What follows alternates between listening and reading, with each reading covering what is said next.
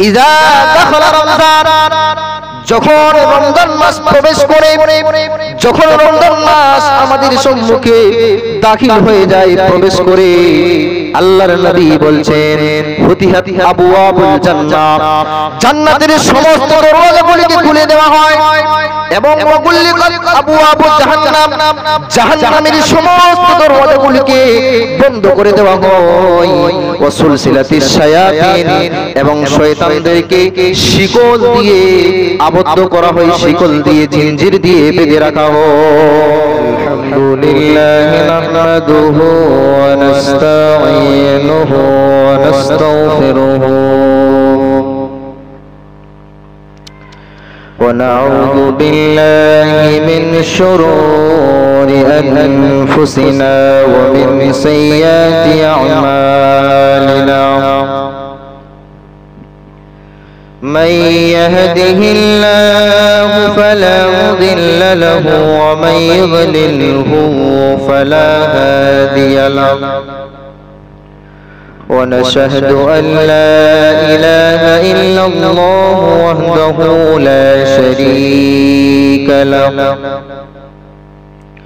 وأشهد أن محمدا عبده ورسوله.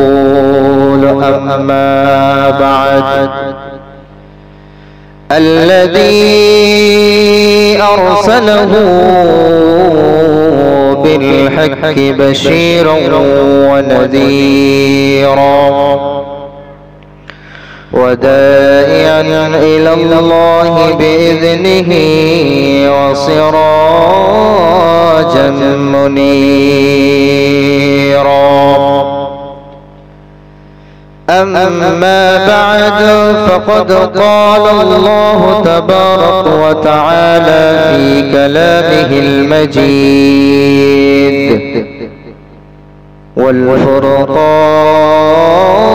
والفرقانه الحميد. أعوذ بالله من الشيطان الرجيم. بسم الله الرحمن الرحيم. يا أيها الذين آمنوا كتب عليكم الصيام كما كتب على الذين من قبلكم لعلكم تتقون. وقال الله تبارك وتعالى في كلامه المجيد: شهر رمضان الذي أنزل فيه القرآن هدى للناس.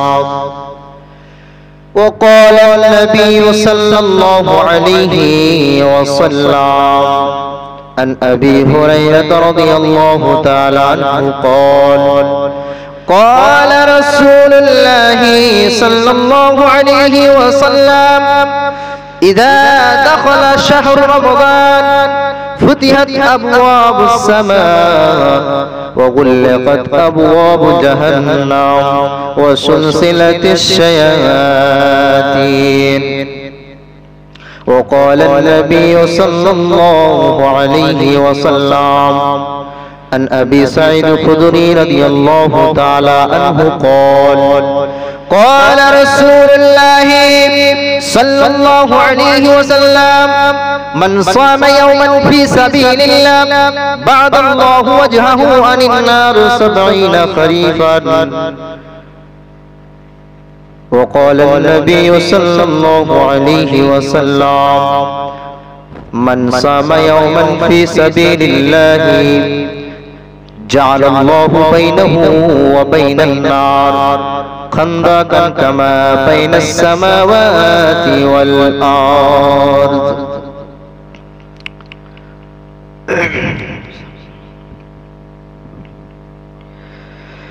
এই জীবনে কিছুই চাওয়ার নেই তো আর।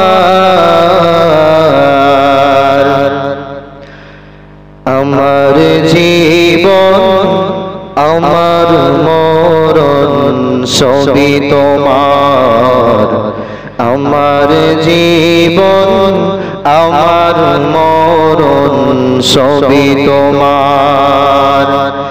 এই জীবনে কিছুই চাওয়ার নেই তো আর। আমার জীবন আমার মরণ সবই তোমার, আমার জীবন আমার মরণ সবই তোমার। এই দুনিয়ায় আছি তোমার দয়াতে, তোমায় ছাড়া শান্তি পাই না কিছুতে।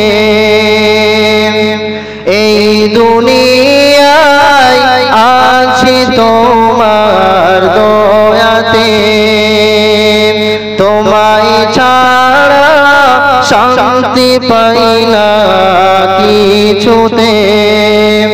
তুমি ছাড়া নেই হৃদয়ে, তুমি ছাড়া নেই হৃদয়ে কেউ তো আর। আমার জীবন আমার মরণ সবই তোমার, আমার জীবন আমার মরণ সবই তোমার। এই জীবনে কিছুই চাওয়ার, এই জীবনে কিছুই চাওয়ার নেই তো আর।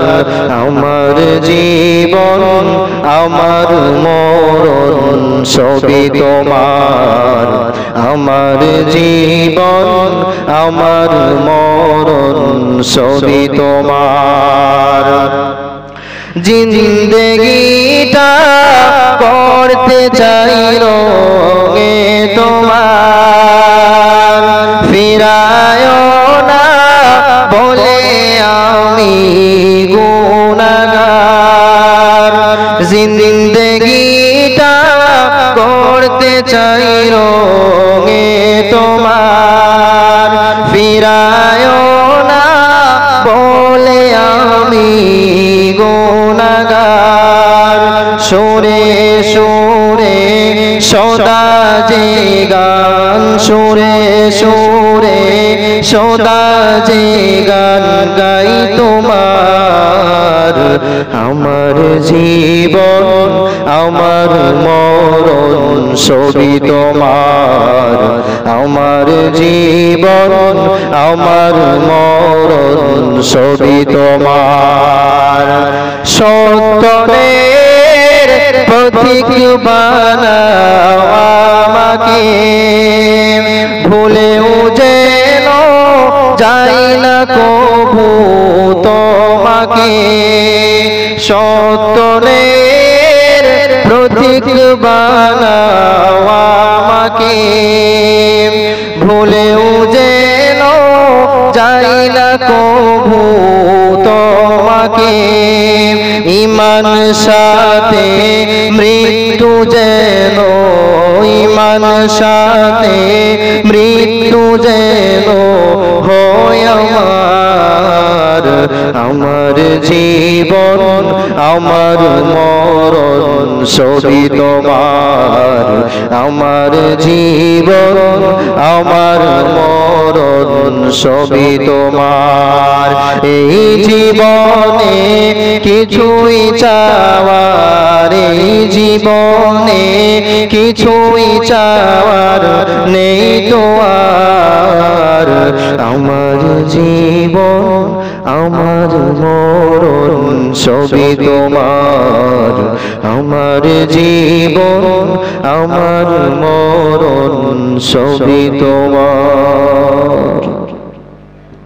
উপস্থিত এই হিলফুল ফুজুর সবার যোগ্যতম সভাপতি সাহেব এবং আমার সামনে বসে থাকা দিন প্রিয়, ইসলাম পিপাসু ভাই এবং বাপজানেরা এবং ছোট ছোট স্নেহের কচি কাঁচা এবং যুবক ভাইয়েরা এবং পর্দানাশী অবলা সরলা মা এবং বোনেরা,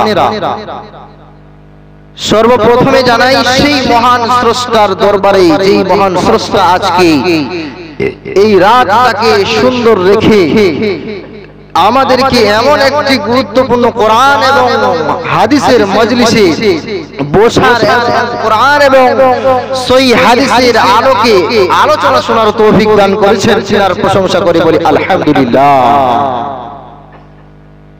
একটু আওয়াজ করবেন আমার সঙ্গে, কারণ বক্তব্য নির্ভর করবে শ্রোতার উপরে, ঠিক আছে? একটু আওয়াজ দিবেন। তারপরে এই বিশ্বজগতের শিক্ষক মহামানব রাহমাতুল্লিল আলামিন সরকারে কায়নাত নবী মুহাম্মদ রাসূলুল্লাহ সাল্লাল্লাহু আলাইহি ওয়াসাল্লাম, তিনার প্রতি সহকোটি দরুদ ও শান্তির ধারা বর্ষিত হোক। আল্লাহুম্মা সাল্লি আলাইহি আল্লাহুম্মা বারিক আলাইহি। সুপ্রিয় দিনী ভাই এবং বোন, প্রশংসা আদায় করা হলো এই সময়ে আপনাদের সামনে কিছু কোরআন এবং হাদিসের কথা আপনাদেরকে দিব উপহার বলে এই মনে করে এসেছি আপনাদের কাছে। আপনাদেরকে একটা কথা বলি, সবাই কিন্তু উপহার নেয়, কিন্তু উপহারের মর্যাদা কেউ রাখে না। কিন্তু আজকে আমি আপনাদেরকে ওয়াদা করাবো, আমি যে কোরআন হাদিসের উপহার আপনাদেরকে দিয়ে যাব, এই উপহারটাকে আপনাকে মূল্যায়ন করতে হবে। বলুন, মূল্যায়ন করব ইনশাআল্লাহ। ইনশাআল্লাহ বলেন ইনশাআল্লাহ। আল্লাহ সুবহানাহু ওয়া তাআলা যেন আমাদেরকে তৌফিক দান করেন। এই পৃথিবীর বুকে মানুষের হেদায়েতের বাণী থেকে যেটাকে আল্লাহ পাক রব্বুল আলামিন এই সমস্ত মানব জাতির জন্য হেদায়েত বলে পাঠিয়েছেন, ওই হেদায়েতের বাণী থেকে দুটি আয়াতের টুকরো আপনাদের সম্মুখে পাঠ করেছি এবং রাসূলুল্লাহ সাল্লাল্লাহু আলাইহি ওয়াসাল্লামের সুন্নাহ থেকে, হাদিস থেকে দুটি হাদিস আপনাদের সম্মুখে পাঠ করেছি। এই কোরআন এবং হাদিসকে লক্ষ্য করে, কোরআন এবং হাদিসকে টার্গেট করে আমি আমার বক্তব্য চালিয়ে যাওয়ার চেষ্টা করব ইনশাআল্লাহ। আল্লাহ সুবহানাহু ওয়া তাআলা যেন আমাকে এর বাইরে আলোচনা করার, যেন ফালতু কথা বলার জন্য আমি যেন না বলি। আল্লাহ সুবহানাহু ওয়া তাআলা যেন আমাকে যেতটুকু কথা বলবো কোরআন হাদিসের উপর বলার তৌফিক দান করেন। সকলে বলি আল্লাহুম্মা আমিন। সুপ্রিয় শ্রোতামণ্ডলী, আজকে 28শে ফেব্রুয়ারি আরবি 29শে শাবান। আমরা সকলেই জানি যে আমাদের সামনে বিশাল বড় একটি রহমতের মাস আমাদের সম্মুখে পদার্পণ করবেন। যদি আমরা বেঁচে থাকি ইনশাআল্লাহ, আগামী কাল ক্যালেন্ডার হিসেবে বলছি, ইনশাআল্লাহ আগামী কাল আমরা তারাবির সালাত আদায় করব, যদি আল্লাহ সুবহানাহু ওয়া তাআলা তৌফিক দান করেন আদায় করার। তাহলে কিন্তু বলা যায় না, এক জায়গায় একজন ইমাম সাহেব খুতবা দিচ্ছেন মৃত্যু সম্পর্কে, ঠিক আছে? এবার মৃত্যু সম্পর্কে খুতবা দিতে এক পর্যায়ে তার সেইখানেই মৃত্যু হয়ে যায়। তাহলে মরণ কার কখন কোথায় হবে এটা গ্যারান্টি কেউ দিতে পারবে না, কেউ বলতে পারবে না। পৃথিবীর বুকে যার প্রাণ আছে তাকে মৃত্যুবরণ করতে হবে। কিন্তু এই যে আমি আপনাদের সম্মুখে এখন বক্তব্য রাখছি, এখান থেকে আমি বাড়ি যেতে পারবো কি পারবো না এটা সন্দেহ আল্লাহ সুবহানাহু ওয়া তাআলাই জানেন। তো বলছিলাম সবাইকে মৃত্যুবরণ করতে হবে। যদি বেঁচে থাকি আগামী কাল থেকে ইনশাআল্লাহ আমরা তরাবের সালাত আদায় করব। আল্লাহ সুবহানাহু ওয়া তাআলা আদায় করার জন্য আমাদেরকে তৌফিক দান করেন। বলছিলাম পৃথিবীর বুকে অনেক আমল আছে। পৃথিবীর বুকে এই এক বছরের মধ্যে 12টি মাস আছে। এই 12টি মাসের মধ্যে আল্লাহ সুবহানাহু ওয়া তাআলা সবথেকে প্রাধান্য দিলেন, বেশি প্রাধান্য দিলেন এই রমজান মাসকে। কেন? এর কারণ কি? অন্যান্য মাসকে আল্লাহ সুবহানাহু ওয়া তাআলা প্রাধান্য দিলেন না কেন? গুরুত্ব তিনি দিলেন না কেন? এই মাসকে আল্লাহ সুবহানাহু ওয়া তাআলা বেশি বেশি গুরুত্ব কেন দিলেন? নিশ্চয়ই এর পিছনে কারণ আছে। ইনশাআল্লাহ কারণ জানবো। তার পূর্বেই জেনে নিন যে আমাদের সামনে যে বরকতপূর্ণ মাস আসছে, এই মাসটা কত গুরুত্বপূর্ণ মাস, এর গুরুত্ব সম্পর্কে আমরা জানবো। তারপরে অন্যদিকে যাব। বিশ্বনবী সাল্লাল্লাহু আলাইহি ওয়াসাল্লাম হাদিসের মধ্যে বলছেন,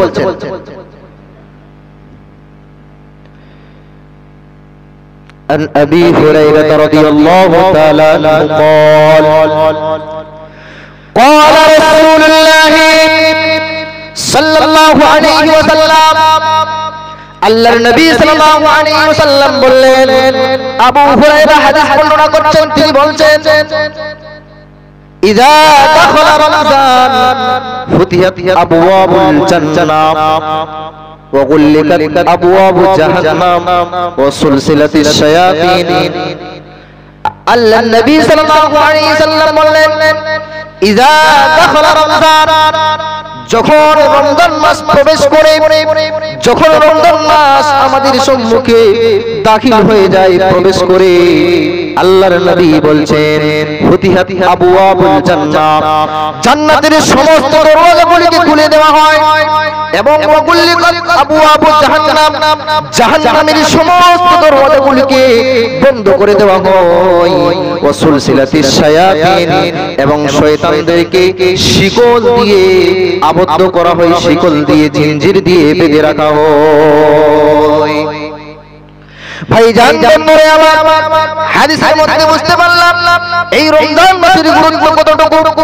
কারণ বিশ্ব নবী বললেন ইযা দাখালা রমজান, যখন রমজান মাস প্রবেশ করে জান্নাতে সমস্ত দরওয়াজাগুলি খুলে দেওয়া হয়।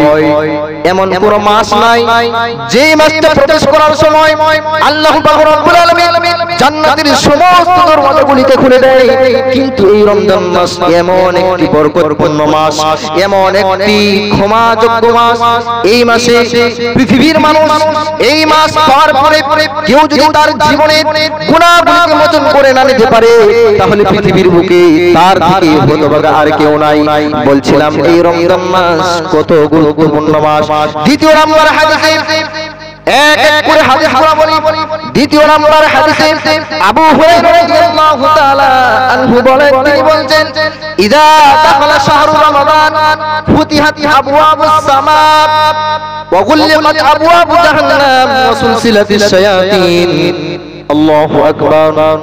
আল্লাহর নবী সাল্লাল্লাহু আলাইহি ওয়াসাল্লাম বলছেন, প্রথম নাম্বার হাদিসে বুঝতে পারলাম যখন রমজান মাস আমাদের কাছে চলে আসে, আমাদের সামনে চলে আসে, তখন জান্নাতের দরওয়াজাগুলি খুলে দেওয়া হয়।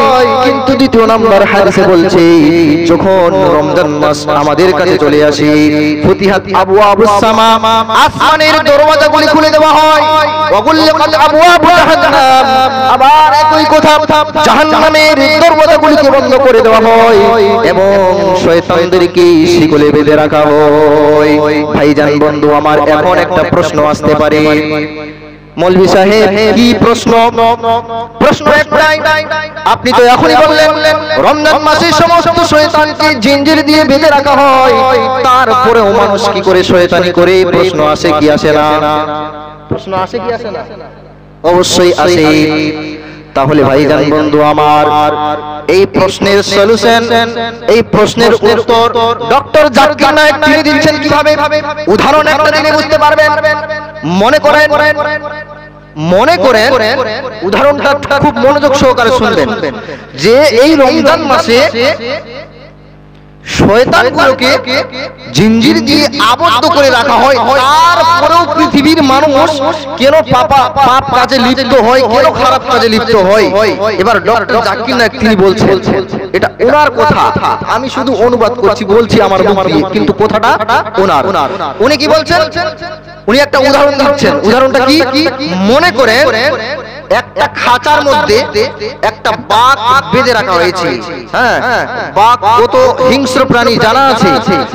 মনে করেন শিকল দিয়ে যদি আপনার বাঘটা পুষারি আপনাকে চিনে বলে আপনাকে কিছু করে না, কিন্তু শিকল দিয়ে আপনি গলায় তার শিকল লাগিয়ে আপনি রাস্তা দিয়ে তাকে হেঁটে নিয়ে যাচ্ছেন, পাশ দিয়ে একটা অপরিচিত লোক যদি হেঁটে চলে যায়, সে তাকে পাকড়াও করার জন্য, ধরার জন্য লাফালাফি ঝাপাঝাপি করে, তাহলে বাঘ হচ্ছে খুব হিংস্র প্রাণী, ঠিক আছে। এবার মনে করেন ওই বাঘ একটা খাঁচার মধ্যে বন্দী আছে। এবার ওই খাঁচার মধ্যে বন্দী থাকাকালীন আপনি মনে করেন ওই যে বাসটা বার হয়ে আছে, ওখানে খাঁচাটা আছে, ঠিক আছে। এবার আপনি এখান থেকে বাঘটাকে দেখছেন খাঁচার ভিতর থেকে। এবার বাঘ কিন্তু খাঁচার ভিতরে লাফালাফি করছে আপনাকে ধরার জন্য। কি করবে, কি করবে না? অবশ্যই তার পেটে যখন ক্ষুধা থাকে, সে কিন্তু আপনাকে ধরার জন্য লাফালাফি করছে। আপনি কি মনে করছেন? হেও মনে করছেন তাকে। তার কাছে একটু গেলেন, তার লাফালাফি কিন্তু আরো বেড়ে যাবে। এমন করতে করতে করতে করতে সে সেই খাঁচার ফাঁক দিয়ে তার হাত বের করে, হাত বের করে আপনি হেও মনে করছেন, কিছু মনে করছেন না। আস্তে আস্তে আস্তে আস্তে ওই খাঁচার পাশে চলে গেলেন, পাশে গিয়ে খাঁচাটাকে এইভাবে হাত দিয়েছেন। এবার যেই আপনি খাঁচাতে হাত দিয়েছেন, বাঘ কিন্তু সঙ্গে সঙ্গে আপনার হাত পাকড়াও করে নিয়েছে, ধরে নিয়েছে। এবার কিন্তু ছোটা মুশকিল। এবার বলি, মনে করে এই আপনাদের গ্রামের মধ্যে একটা গানের স্টেজ হচ্ছে। এই উদাহরণটা কেন দিলাম? মনে করেন একটা গানের স্টেজ হচ্ছে, আপনার কর্ণ পর্যন্ত গানের আওয়াজ চলে আসছে। ও মুরব্বি সাহেব, যুবক ভাই, এবার গানের মধ্যে গানের আওয়াজটা চলে আসলো। আসার পরে না, ঠিক আছে, তো মনে করেন যে গানের আওয়াজ আপনার কানের মধ্যে এসছে, আপনি একটু কি মনে করছেন যে একটু আগে গিয়ে দেখি তো, একটু আগে গিয়ে দেখি তো। আপনি কিন্তু জানেন সেটা খারাপ কাজ, রমজান মাস চলছে, কিন্তু খারাপ কাজ, অশ্লীল কাজ, ঠিক আছে। এবার একটু আগিয়ে যাই তো। এবার যখন একটু আগিয়ে গেলেন, অনেক ছেলে মেয়ে ভিড় করছে, দেখি তো ভিতরে গিয়ে কি হচ্ছে, ঠিক আছে। এবার দরজার কাছে গিয়ে আপনি মানে উকি মারছেন, ঠিক আছে। এবার ভিতরে, যুবক ভাই, ভিতরে কিন্তু খুব সুন্দর একটা মহিলা ডান্স করছে, ঠিক আছে। খুব সুন্দর মহিলা একটা ডান্স করছে। আরে যা হবে, ভিতরে ঢুকেই যাই। জানেন কিন্তু সেটা পাপ কাজ, খারাপ কাজ। ওই যে বাঘ আপনাকে পাকড়াও করবে, এটা কিন্তু আপনি জানেন। আপনি যে হেও মনে করলেন যে একটু আর আগিয়ে যাই, একটু আর আগিয়ে যাই, ওরকম একটু আর ঘরের ভিতরে প্রবেশ করি। ওই খুব সুন্দর নায়িকাটা ডান্স করছে, একটু ডান্সটা দেখি কেমন লাগে। তো ওই শয়তান ঠিকই ভালো থাকে, কিন্তু মানুষ নিজে নিজে গিয়ে সেখানে জড়িত হয়ে যায়। বলুন ঠিক কিনা? বুঝতে পেরেছেন? শুনুন, তাহলে প্রশ্ন উত্তর পেয়ে গেছেন। এবার দেখেন কোরআন কি বলছে, রমজান মাস কেন গুরুত্বপূর্ণ হলো। এবার রমজান মাস কত বরকতপূর্ণ, এত বরকতপূর্ণ কেন বলো, কেন হলো? আল্লাহ পাক রব্বুল আলামিন বলছেন, শাহরু রমাদান আল্লাযী উনজিলা ফীহিল কুরআন হুদাল লিন-নাস বাইয়িনাতিন মিনাল হুদা ওয়াল ফুরকান। আল্লাহ পাক রব্বুল আলামিন বললেন, এই রমজান মাসটাকে এত গুরুত্বপূর্ণ করার কারণ হচ্ছে একটাই। আচ্ছা বলুন তো ভাইজান, বাপজান আমার, শুনুন, পৃথিবীর বুকে যত রাইটার আছে, পৃথিবীর বুকে যত লেখক আছে, পৃথিবীর বুকে যত অভিজ্ঞ রাইটার আছে, এত অভিজ্ঞ রাইটার হওয়ার পরেও, এত সুন্দর রাইটার হওয়ার পরেও সে কি তার কিতাবের মধ্যে গ্যারান্টি দিয়ে লিখে দিতে পারে এই কিতাবের মধ্যে কোনো ভুল নাই, গ্যারান্টি দিতে পারে কি? পারে না। কিন্তু আল্লাহ পাক রব্বুল আলামিন এই কিতাবের পূর্বেই তিনি বলে দিয়েছেন, যালিকাল কিতাবু লা রাইবা ফীহি হুদাল লিল মুত্তাকিন। যালিকাল কিতাবু লা রাইবা ফীহি, এই কোরআন, এই কিতাব এমন একটি কিতাব, এই কিতাবের মধ্যে কোনো সন্দেহ নাই। তাহলে ভাইজান বন্ধু আমার, আল্লাহ পাক রব্বুল আলামিন প্রথমেই বলে দিলেন কোনো সন্দেহ নাই। তাহলে বলুন তো, আমি যেই আয়াত পাঠ করব সেটাতে কোনো সন্দেহ আছে কি? সন্দেহ নাই। তাহলে আল্লাহ পাক রব্বুল আলামিন বলছেন, শাহরু রমাদান আল্লাযী উনজিলা ফীহিল কুরআন, আমি এই কোরআনটাকে নাযিল করেছি রমজান মাসে। কিন্তু এক শ্রেণীর আলেম কি মনে করে, কিছুদিন আগে একটা রাত চলে গেল, ওই রাতে মানুষ স্বয়ং আল্লাহ পাক রব্বুল আলামিনের অবাধ্য হয়েছে, স্বয়ং আল্লাহ পাক রব্বুল আলামিনের অবাধ্য হয়েছে। কেমন করে? কিছুদিন, এটা শাবান মাস চলছে না, 14ই ফেব্রুয়ারি, সেটা কিসের রাত ছিল? সেটা কিসের রাত ছিল? এক শ্রেণীর আলেম ওলামা তারা সেটাকে কি বলে? শবে বরাত। আপনাদের এদিকে সেটাকে পালন করা হয়? হয়? জি সত্যি হয়। এইটুকু জায়গার কথা বলছি আমি, এইটুকু জায়গাতে হয় না? যাক আলহামদুলিল্লাহ।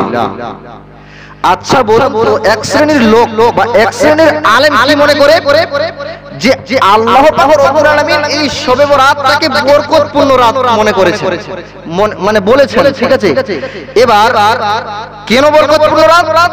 যে তারা বলে এই রাতে নাকি কোরআন নাজিল করা হয়েছে, এই রাতে নাকি কোরআন নাজিল করা হয়েছে।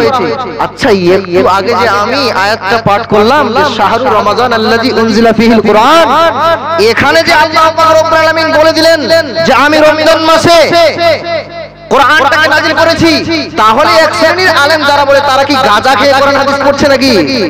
হ্যাঁ, আমি একটাই কথা বলতে চাই এই সোশ্যাল মিডিয়ার মাধ্যমে, হ্যাঁ, আমার মাইকের আওয়াজ যতদূর পর্যন্ত যাচ্ছে, একটা কথা বলছি, এই শবে বরাত, এই শব্দটা কোরআন এবং হাদিসে কোন আলেম, কোন মানুষ, কোন মুফতি, কোন মুহাদ্দিস যে দেখিয়ে দিতে পারে, আমার পক্ষ থেকে তার পুরস্কার থাকবে, আমার পক্ষ থেকে অবশ্যই তার জন্য পুরস্কার থাকবে।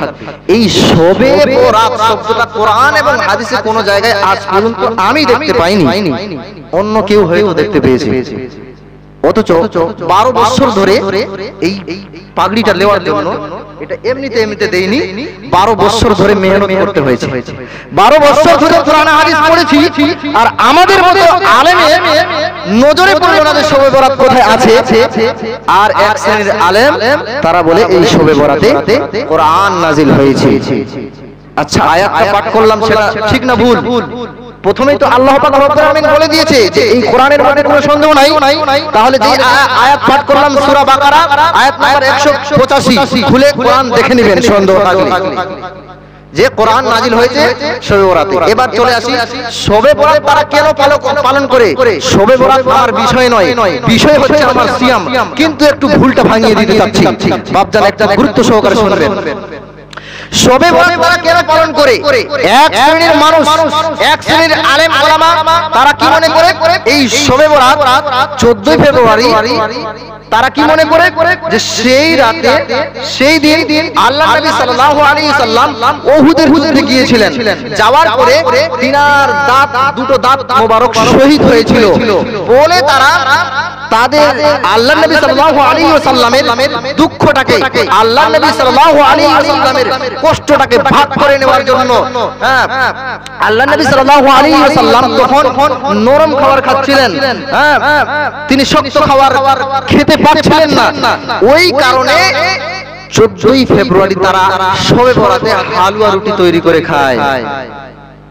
বুঝা গেল হালুয়া রুটি কেন খায়? যে তারা মনে করে, তাদের এটা বক্তব্য, এক শ্রেণীর আলেমদের তাদের এটা বক্তব্য কি, যে ওই 14 তারিখে আল্লাহ নবী উহুদের যুদ্ধে গিয়েছিলেন শাবান মাসে। আরে মৌলানা সাহেব, আমি বলছি আল্লাহ নবী তো যুদ্ধে গিয়েছিল শাওয়াল মাসে, আর দ্বিতীয় হয়েছে ওই 7 তারিখে। তাহলে কই পালন যদি করতেই হয় এই দিনটা পালন করেন, কোরআন হাদিস কি দেখে পড়ছেন? হ্যাঁ, এটা শাবান মাস, আর আল্লাহ নবী উহুদের যুদ্ধে গিয়েছে শাওয়াল মাসে। পার্থক্য কতটা? 7 তারিখে তৃতীয় হয়েছে 7 তারিখে। আর আলেম তারা কি করে, আল্লাহ নবী সাল্লাল্লাহু আলাইহি ওয়াসাল্লামকে তিনার দুঃখটাকে ভাগ করে নেওয়ার জন্য তিনি ওই দিন দাঁত ভেঙে যাওয়ার কারণে নরম খাবার খাচ্ছিলেন বলে তারা হালুয়া রুটি তৈরি করে খায়, নিজে খায় এবং অপরকে খাওয়ায়। ভাইজান সতর্ক হয়ে যান, কিয়ামতের কোট কিন্তু খুব কঠিন ও জটিল। কিয়ামতের ময়দান খুব কঠিন ও জটিল। আজ শুধু একটা কথা বললাম, এবার যুবক ভাইদের দিকে আসি। ওই 14 তারিখে আরো একটা দিন ছিল। ওই 14 তারিখে যেহেতু পার হয়ে চলে গেছে, আমি বলতে পারিনি, আমি আজকে সুযোগ পেয়েছি বলে বলবো। 14 ফেব্রুয়ারি সেটা কি দিন? যুবক ভাইদের জন্য ভ্যালেন্টাইন্স ডে, বিশ্ব বেহায়া দিবস, ভালোবাসা দিবস। আরে যুবক ভাই, সেই কিয়ামতের মাঠে দেখা যাবে তোমাকে কতটুকু তোমার গার্লফ্রেন্ড ভালোবাসে। কিয়ামতের মাঠে দেখা যাবে তোমাকে কতটুকু তোমার গার্লফ্রেন্ড ভালোবাসে, কতটুকু তোমার আপনজন ভালোবাসে। পৃথিবীর বুকে যদি এখন যুবক ভাইদের সবথেকে প্রিয় মানুষ হয় তাহলে গার্লফ্রেন্ড। মানে বাবা মা 10 মাস 10 দিন পেটে গর্ভধারণ করে পৃথিবীর আলো দেখিয়েছে, সেই মাকে এখন দেখতে পায় না। পৃথিবীর বুকে এখন গার্লফ্রেন্ড হয়ে গেছে মা থেকে দামি, বয়ফ্রেন্ড গার্লফ্রেন্ড হয়ে গেছে মা বাবার থেকে দামি, ঠিক কিনা? আর মা বাবার কথা ভুলে গিয়ে গ্রাম ছেড়ে পালিয়ে বিয়ে করছে, ঠিক কিনা? কথা বাস্তব কিনা? আমি বাস্তব কথা বলি। তো ওই 14 ফেব্রুয়ারি সেই কিয়ামতের মাঠে দেখা যাবে যুবক ভাই, আল্লাহ পাক রব্বুল আলামিন বলছেন, ইয়াউমা ইয়াফিরুল মারউ মিন আখি ওয়া উম্মিহি ওয়া আবি ওয়া সাহিবাতিহি ওয়া বানি লিকুল্লি ইমরিইন মিনহুম ইয়াউমা ইযিন শাআনুন ইউনি। আল্লাহু আকবার। যুবক ভাই শোনো, তোমাকে বলছি, তোমাকেই টার্গেট করে বলছি, কারণ সেই নোংরা খারাপ কাজে সেই দিন যুবক ভাইরাই জড়িত হয়। কোন বৃদ্ধ মানুষ গিয়ে ভ্যালেন্টাইন্স ডে পালন করে না। আরে যুবক ভাই, আল্লাহ পাক রব্বুল আলামিন বললেন, ইয়াউমা ইয়াফিরুল মারউ মিন আখি, কিয়ামতের দিনে তোমার নিজের মায়ের পেটের ভাই তোমাকে দেখে পালিয়ে যাবে। আরে তোমার মা তোমাকে 10 মাস 10 দিন পেটে রেখে দুনিয়ার আলো দেখিয়েছে, সেই মা বলবে, আরে হাসানুজ্জামান নামে আমার কোনো ছেলেই ছিল। আল্লাহু আকবার। সেই দিন যুবক ভাই দেখা যাবে তোমার গার্লফ্রেন্ডকে তুমি 20,000 টাকা দিয়ে সোনার আংটি তুমি 14 ফেব্রুয়ারি গিফট করো। সেই 14 ফেব্রুয়ারিতে তোমার গার্লফ্রেন্ড তোমাকে কতটুকু হেল্প করতে পারে, সাহায্য করতে পারে, সেই দিন দেখা যাবে। যেই দিন তোমার সাহায্য করার মতো কেউ থাকবে না। তো যাই হোক, বিষয় ভিন্ন হয়ে যাচ্ছে। বলছিলাম শবে বরাত, এটা বরকতপূর্ণ রাত, তারা মনে করি, কিন্তু আল্লাহ পাক রব্বুল আলামিন এখানে বলছেন যে ইন্না আনজালনাহু ফি লাইলাতিল কদর। এই রমজান মাসটাকে কেন গুরুত্বপূর্ণ মাস বললেন? এক নাম্বার পয়েন্টে গুরুত্বপূর্ণ মাস বলার কারণ হচ্ছে একটাই, যে ওই মাসে আল্লাহ পাক রব্বুল আলামিন কোরআনকে নাযিল করেছিলেন। 2 নাম্বার, এই রমজান মাসে এমন একটা রাত আছে, এমন একটা রাত আছে যেই রাত 1000 মাসের চেয়েও উত্তম। সেটা কিসের রাত? ওয়া মা আদরাকা মা লাইলাতুল কদর। সেটা কি জানো? সেটা কিসের রাত? এই লাইলাতুল কদরের রাতটা কি সেটা বলছেন আল্লাহ। আল্লাহ বলছেন লাইলাতুল কদরি খায়রুম মিন আলফি শাহর, 1000 মাসের থেকেও উত্তম। ওই রাতে যদি কোনো মানুষ ইবাদত করে কাটিয়ে দেয়, তাহলে 1000 মাস ইবাদত করার সমান তার আমলনামায় লিখে দিয়ে দেওয়া হবে। তাহলে বুঝতে পারলাম এই রমজান মাস গুরুত্বপূর্ণ হওয়ার কারণ, এক নাম্বার কোরআন নাযিল করা হয়েছে, দ্বিতীয় নাম্বার একটা গুরুত্বপূর্ণ মাস রয়েছে এবং ওই মাসটাই গুরুত্বপূর্ণ যেই মাসে আল্লাহ পাক রব্বুল আলামিন বলছেন মান সামা রমাদান ঈমানান ওয়া ইহতিসাবান গুফরা লাহু মা তাকদ্দামা মিন যামবিহি। আবু হুরায়রা বর্ণনা করছেন আল্লাহর নবী সাল্লাল্লাহু আলাইহি ওয়াসাল্লাম বলছেন ওই রমজান মাসে কোন মানুষ যদি সওয়াবের আশায় ঈমানের সাথে সওয়াবের আশায় যদি সিয়াম পালন করে গুফরা লাহু মা তাকদ্দামা মিন যামবিহি, তাহলে তার জীবনের সমস্ত গুনাহকে আল্লাহ পাক রব্বুল আলামিন maaf করে দেন। বলেন সুবহানাল্লাহ। তাহলে রমজান মাস গুরুত্বপূর্ণ হওয়ার কারণ যে সেই মাসে কোরআন নাজিল হয়েছে, সেটা বরকতপূর্ণ মাস। যাই হোক, এবার এই রমজান মাসে আমরা করব কি, কিভাবে ইবাদত করব, এই রমজান মাস কেন আমাদের উপর ফরজ করা হয়েছে, প্রথমেই জেনে নিন যে সিয়াম এবং রোজা এই দুটো শব্দের মধ্যে পার্থক্যটা কি। সিয়াম এবং রোজা এই দুটো শব্দের মধ্যে পার্থক্য কি? এক, সিয়াম শব্দের অর্থ হচ্ছে বিরত থাকা। সিয়াম শব্দের অর্থ হচ্ছে বিরত থাকা এবং রোজা শব্দের অর্থ হচ্ছে উপবাস থাকা। তাহলে এই রমজান মাসে কেউ যদি রোজা রাখে, তার রোজা কি আল্লাহ সুবহানাহু ওয়া তাআলার কাছে গ্রহণযোগ্য হবে? না, গ্রহণযোগ্য হবে না। মাওলানা সাহেব কেমন কথা বলছেন, রোজা রাখবো আবার আল্লাহ সুবহানাহু ওয়া তাআলা গ্রহণযোগ্য করবেন না, কেমন সেটাও বলছি। সিয়াম পালন করতে হবে আপনাকে। সিয়াম শব্দের অর্থ হচ্ছে কি বিরত থাকা, মানে সমস্ত রকমের পৃথিবীর বুকে যত অশ্লীল কাজ আছে, পৃথিবীর বুকে যত খারাপ কাজ আছে, সমস্ত রকমের খারাপ কাজ থেকে আপনাকে সেই সমস্ত খারাপ কাজকে সাইডে রেখে সেই খারাপ কাজ থেকে বিরত থেকে আপনাকে সিয়াম পালন করতে হবে।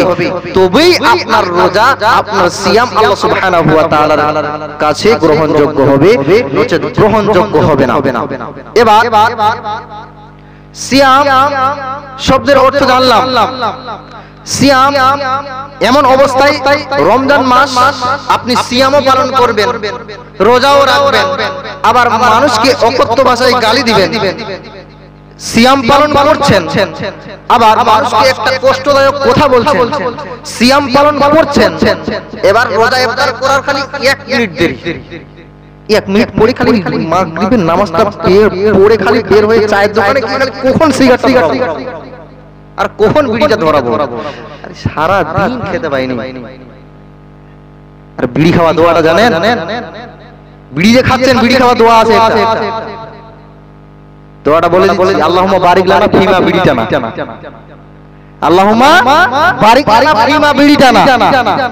সত্যি মনে করেন নাকি? সত্যি মনে করেন না? একটা ছেলে আমাকে বলছে। তো যাই হোক, সত্যি মনে করে ফের আপনারা বিড়ি খাওয়ার আগে এই দোয়াটা বলেন না, নাহলে কিন্তু পাপটা কিন্তু আমার উপর চলে আসবে। যাই হোক, খালি কোনো মতো করে মাগরিবের নামাজ পড়ার পরে কখন চায়ের দোকানে যাব কিংবা সাইডে সাইডে গিয়ে খালি গেট থেকে বের হয়ে বিড়িটা মনে হয় খইটা মনে হয় খুশে রেখে নিয়ে গেছিল, মানে গেটের বাইরে মানে রেখে গিয়েছিল নামাজ পড়তে, যেই নামাজ শেষ হবে আগে এসে ওটাকে পান করতে হবে। মানে ওরকম সিয়াম পালন করে লাভ নাই, ওরকম রোজা রেখে লাভ নাই। আপনি সিয়াম পালন করবেন, আবার অন্য জায়গায় মানুষের জমির আল কেটে আপনার জমিটাকে বাড়িয়ে নেবেন সিয়াম থাকা অবস্থায়। বলুন সেই সিয়াম আল্লাহ সুবহানাহু ওয়া তাআলার কাছে গ্রহণযোগ্য হয় কিভাবে? গ্রহণযোগ্য কি হবে? কারণ সিয়াম শব্দের অর্থটাই হচ্ছে সমস্ত রকমের অশ্লীলতা, খারাপ কাজ থেকে আমাদেরকে বিরত থাকতে হবে, তবেই এই সিয়াম আল্লাহ সুবহানাহু ওয়া তাআলার কাছে গ্রহণযোগ্য হবে। এবার সিয়াম কাদের উপর আল্লাহ সুবহানাহু ওয়া তাআলা ফরজ করলেন? আউযু বিল্লাহি মিনাশ শাইতানির রাজীম। বিসমিল্লাহির রহমানির রহিম। ইয়া আইয়ুহাল্লাযীনা আমানু কুতিবা আলাইকুমুস সিয়াম কামা كتب على الذين من قبلكم لعلكم تتقون আল্লাহ পাক রব্বুল আলামিন পৃথিবীর সমস্ত ঈমানদারকে ঘোষণা করে বললেন ইয়া আইয়ুহাল্লাযীনা আমানু হে পৃথিবীর মানুষেরা তোমরা যারা ঈমান নিয়ে এসেছো কুতিবা আলাইকুমুস সিয়াম তোমাদের পূর্ববর্তী লোকদের মতো লোকেদের নেই তোমাদের উপর কামা কুতিবা আলাল্লাযীনা তোমাদের উপর সিয়ামটাকে ফরজ করা হলো কেন তোমাদেরকে সিয়ামটা ফরজ করা হলো তোমাদের উপর লাআল্লাকুম তাত্তাকুন যাতে তোমরা মুত্তাকি পরিষ্কার হতে পারো আল্লাহ ভীরু হতে পারো এই জন্য তোমাদের পূর্ববর্তী লোকেদের উপর যেভাবে সিয়ামটা ফরজ করা হয়েছিল তোমাদের উপর সিয়ামটা সেইভাবে ফরজ করা হলো তাহলে আমাদের আগে যারা এসেছে তাদের উপরও সিয়াম ফরজ করা হয়েছিল আমাদের উপরে পৃথিবীর সমস্ত মানুষদেরকে আল্লাহ বললেন না সমস্ত মানুষকে তো বলতে পারতেন তিনি তো সমস্ত মানুষকে সৃষ্টি করেছেন পৃথিবীর বুকে যত মাখলুক আছে স্রষ্টা কে তিনি হলেন খালেক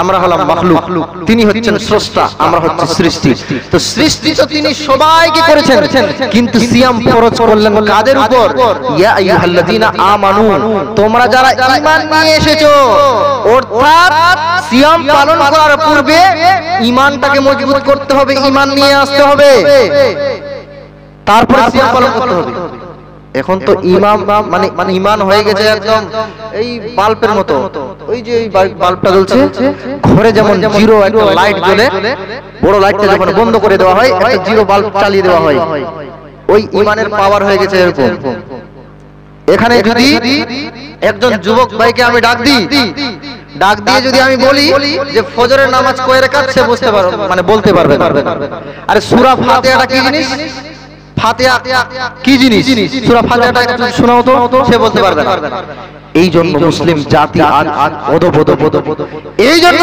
মুসলমান আজকে এত নিচে নেমে আছে আরে মুসলমানের ঘরে জন্ম নিয়েছি শুধু কি গরুর মাংস আর দাড়ি রেখে টুপি দিয়ে আমরা মুসলমানের পরিচয় না মুসলমান হতে গেলে আপনাকে যে আল্লাহর নবী সাল্লাল্লাহু আলাইহি ওয়াসাল্লামের অনুসরণ করে পৃথিবীর বুকে চলতে বলা হয়েছে আল্লাহর নবী সাল্লাল্লাহু আলাইহি ওয়াসাল্লামকে আইডিয়াল হিসেবে লক্ষ্য হিসেবে টার্গেট হিসেবে আমাদের সামনে পাঠিয়েছেন কে আল্লাহ সুবহানাহু ওয়া তাআলা তো টার্গেট তিনাকে করতে হবে কিন্তু যুবক ভাইদের টার্গেট হচ্ছে কাদের মতো সিনেমার নায়ক সিনেমার গায়ক এখন এমন চুলের কাটিং দেখা যায় মানে একদম পায়খানার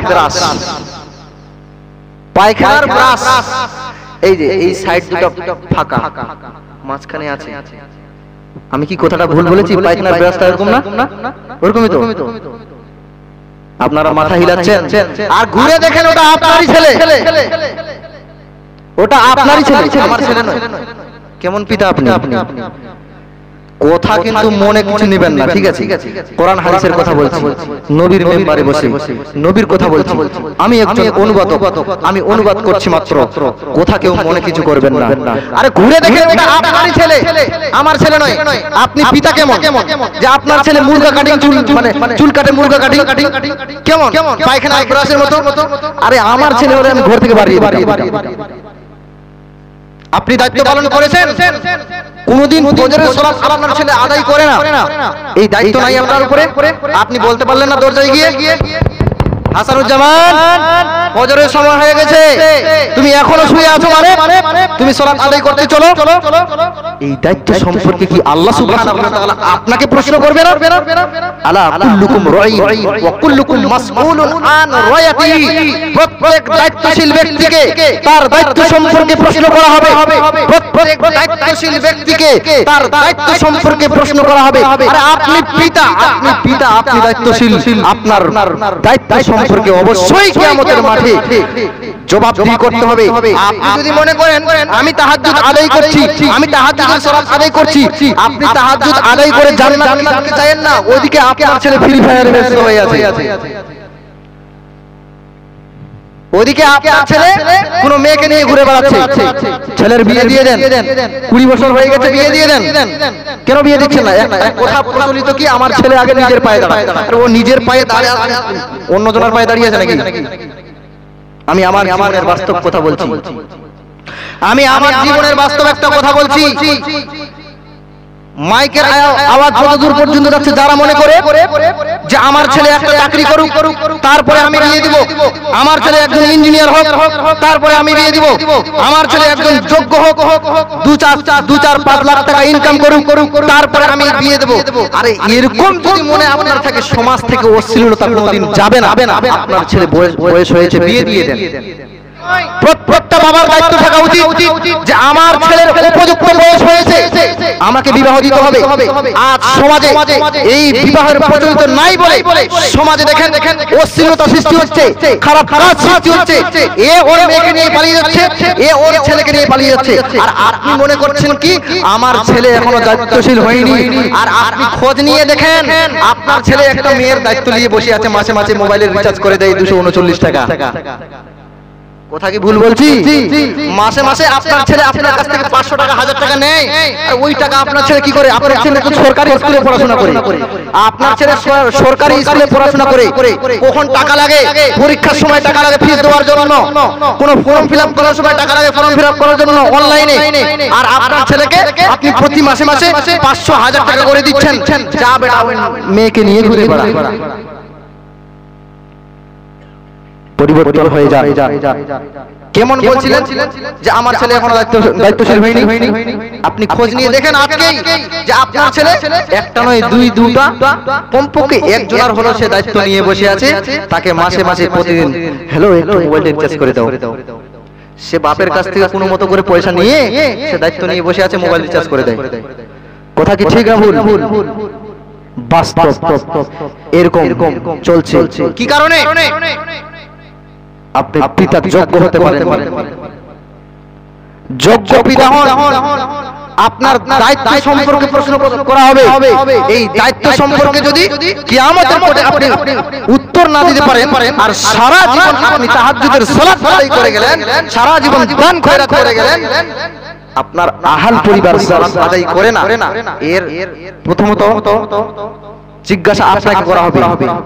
আপনি বাড়ির কর্তা, আপনি বাড়ির লিডার, আপনার কোথায় বাড়িতে সবকিছুই চলে, আর আপনার কোথায় কেন আপনার ছেলে সালাত আদায় করবে? যুবক ভাইয়েরা মনে করছেন শুধু বাপদেরকে দিক, শুধু বাপদেরকে দিক, আপনার তোমাদেরকেও দিচ্ছি, দাঁড়াও, শুধু বাপদেরকে দিব না। যুবক ভাই তোমাকেও বলছি, তোমাকেও বলছি একটা কথা, তোমার পাড়া প্রতিবেশী সালাত আদায় করতে পারে, তুমি সালাত আদায় করতে পারো না? তোমার ছোট ভাই 10 বছর বয়স, তুমি বড় হয়ে তুমি সালাত আদায় করো না? তোমার ছোট ভাইয়ের 12 বছর বয়স, সে সালাত আদায় করে, তোমাকে লজ্জা লাগে না? তোমার বাবা সালাত আদায় করে, তুমি সেই বাবার ইনকাম করা পয়সা দিয়ে তুমি চলো, তোমার যৌবনে তোমার এই শরীরের মাংসটাকে তুমি তৈরি করছো তোমার বাবার টাকা দিয়ে, তোমার সেই বাবা সালাত আদায় করে, তুমি সালাত আদায় করতে পারো না? কিয়ামতের মাঠে পৃথিবীর বুকে যাই করুন না কেন, কয়টা বাজে? পৃথিবীর বুকে যাই করুন না কেন, কিয়ামতের মাঠে সর্বপ্রথম 10:35 ইনশাআল্লাহ থাকবেন তো? ধৈর্য সহকারে থাকবেন, বিষয়ের দিকে যায়নি, একটু বিষয়টা ভিন্ন হয়ে গেছে। যাই হোক, কিয়ামতের মাঠে আপনি পৃথিবীর বুকে চুরি করেছেন, পৃথিবীর বুকে জেনা করেছেন, পৃথিবীর বুকে ডাকাতি করেছেন, পৃথিবীর বুকে যত পাপাচার কাজ আছে, পৃথিবীর বুকে সমস্ত পাপের কাজ আপনি করে শেষ করে দিয়েছেন, আর পাপ কিছু বাকি নাই। তারপরেও কিয়ামতের মাঠে আপনার সেই বড় বড় পাপ সম্পর্কে প্রশ্ন করা হবে না? আউয়ালু মা ইউহাসিবু বিহিল আবদু ইয়াউমাল কিয়ামাতিস সালাহ, এই সালাত সম্পর্কে আপনাকে প্রশ্ন করা হবে। আপনাকে সালাত আদায় করতেই হবে। আপনাকে আল্লাহ বলছে, আল্লাহর নবী বলেননি, আল্লাহ বলছেন আকিমুস সালাহ, আকিমুস সালাহ। এরকম করে 82 জায়গায় তিনি বলছেন আকিমুস সালাহ, তুমি সালাত কায়েম করো, তুমি সালাত কায়েম করো। আরে আল্লাহ বলছে, তুমি আল্লাহর কথাকে অমান্য করে পৃথিবীর বুকে চলবে মানে? তুমি আল্লাহর কথাকে অমান্য করে পৃথিবীর বুকে চলবে মানে? যুবক ভাই, সালাত আদায় করো, সাবধান হয়ে যাও। বলছিলাম সিয়াম, চলে আসি বিষয়ে। এই সিয়াম এবং অন্যান্য ইবাদত এর মধ্যে বিশাল বড় পার্থক্য আছে, বিশাল ফারাক আছে। কেমন? আপনি যদি কোনো আমল করেন, ধরেন আমাকে এখন 10,000 টাকা দান করলেন এখানে, ঠিক আছে, তো 10,000 টাকার বিনিময়ে আপনি কি পাবেন? নেকি পেয়ে গেলেন। কিন্তু সিয়াম পালন করার পরে আপনি নেকি পাবেন না। এই বাস নিয়ে মৌলানা সাহেবকে মারতে হবে। কেমন কথা বলছে, সিয়াম পালন করে নেকি পাবো না? হ্যাঁ, সিয়াম পালন করবেন কিন্তু নেকি পাবেন না। তাহলে কি পাবো মৌলানা সাহেব? অবশ্যই কি পাবেন সেটাও বলছি। মনে করেন আপনি আপনার গ্রামে একজন মাইয়াত হয়েছে, আপনি জানাজার সালাত আদায় করছেন, জানাজার সালাত আদায় করার পরে আপনি নেকি পেয়ে গেলেন 1 কেরাত। 1 কেরাত নেকি পেয়ে গেলেন। 1 কেরাত বরাবর কতটা? একটা উহুদ পাহাড়। যদি আপনি তাকে সমাধি করা পর্যন্ত সেখানে তাকে মাটি দিয়ে চলে আসেন, তাহলে আপনি নেকি পেয়ে গেলেন কতটা? 2 কেরাত। ঠিক আছে, এবার 2 কেরাত সমান 2টা উহুদ পাহাড়ের সমান। ঠিক আছে, এবার আপনি যে জানাজার সালাত আদায় করলেন, তাকে যে মাটি দিলেন, আপনি তার বিনিময়ে কি পেলেন? নেকি। উহুদ পাহাড় সমান নেকি। কিন্তু সিয়াম এমনই একটি ভিন্ন ইবাদত, এমনই একটি ভিন্ন ইবাদত, এমনই একটি ভিন্ন ইবাদত যার বিনিময়ে আপনি নেকি পাবেন না। তাহলে কি পাবেন? হাদিসের দিকে যাই। عن أبي سعيد الخدري رضي الله تعالى عنه قال قال رسول الله صلى الله عليه وسلم আবু সাঈদ খুদরি রাদিয়াল্লাহু তাআলা আনহু বললেন, নবী করিম সাল্লাল্লাহু আলাইহি ওয়াসাল্লাম বলছেন, মান সামা ইয়াওমান ফি সাবিলিল্লাহ বা'দাল্লাহু ওয়াজহাহু আনিন নার। আবু সাঈদ খুদরি রাদিয়াল্লাহু তাআলা আনহু বর্ণনা করছেন, আল্লাহর নবী সাল্লাল্লাহু আলাইহি ওয়াসাল্লাম বলছেন, কোন মানুষ যদি মান সামা ইয়াওমান ফি সাবিলিল্লাহ, কোন মানুষ যদি আল্লাহ পাক রব্বুল আলামিনকে রাজি খুশি করার জন্য, আল্লাহ পাক রব্বুল আলামিনকে সন্তুষ্ট করার জন্য একদিন সিয়াম পালন করে, একদিন যদি সিয়াম পালন করে, বা'দাল্লাহু ওয়াজহাহু আনিন নার, তাহলে তার শরীরটাকে জাহান্নামের আগুন থেকে, জাহান্নামের আগুন হতে 70 বছরের পথ দূরে সরিয়ে রাখা হবে। সুবহানাল্লাহ। ভাইজান বন্ধুরে আমার, হাদিসের মধ্যে কি বুঝতে পারলাম? শুধু পুরো মাস নয়, কোন মানুষ যদি আল্লাহ পাক রব্বুল আলামিনকে রাজি খুশি করার জন্য সিয়াম পালন করে, কয়দিন? শুধু একদিন একটা সিয়াম পালন করে, তার বিনিময়ে আল্লাহ পাক রব্বুল আলামিন কি দিচ্ছেন? তার বিনিময়ে আল্লাহ পাক রব্বুল আলামিন মানুষকে কি দিলেন? তিনি বলছেন, বা'দাল্লাহু ওয়াজহাহু আনিন নার, তার কাছ থেকে জাহান্নামকে 70 বছরের পথ দূরে সরিয়ে রাখা হবে। তাহলে বলুন তো, ওই সিয়াম পালন করার বিনিময় আপনি আমি কি পেলাম? জান্নাত। জান্নাত পেলাম, সরাসরি নেকি নয়, সরাসরি জান্নাত আপনাকে আল্লাহ সুবহানাহু ওয়া তাআলা দিয়ে দিল।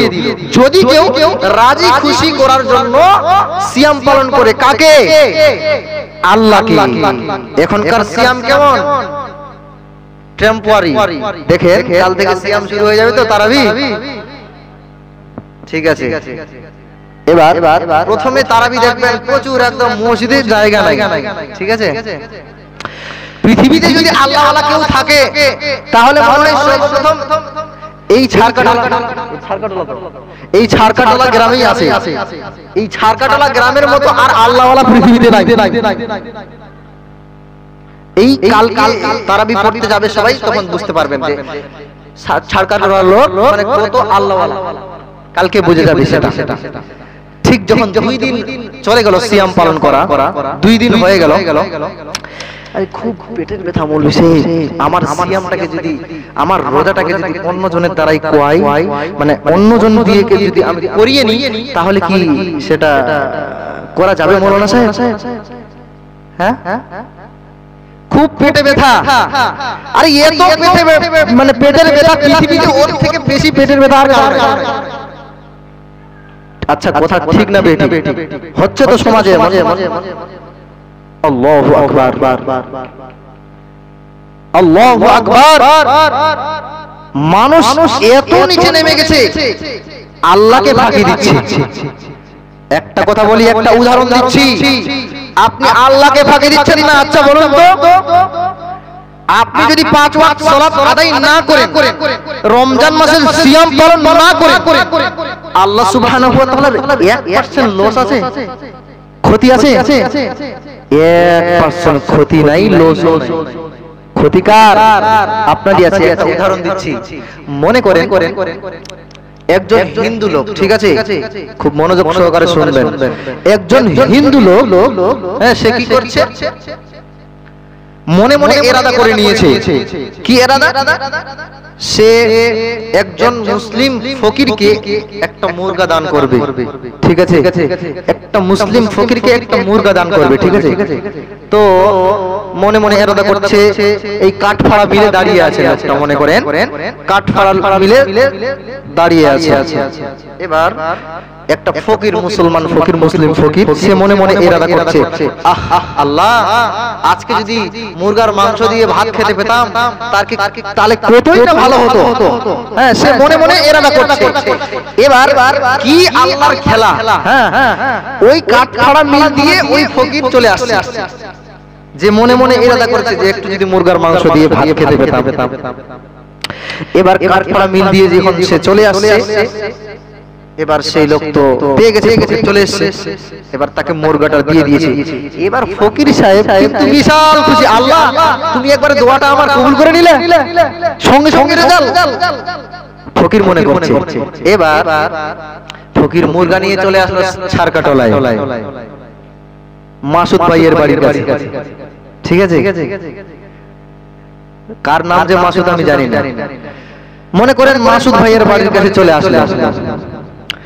এসে এবার ফকির সাহেব আওয়াজ করছে, বাড়িতে আছেন খালু?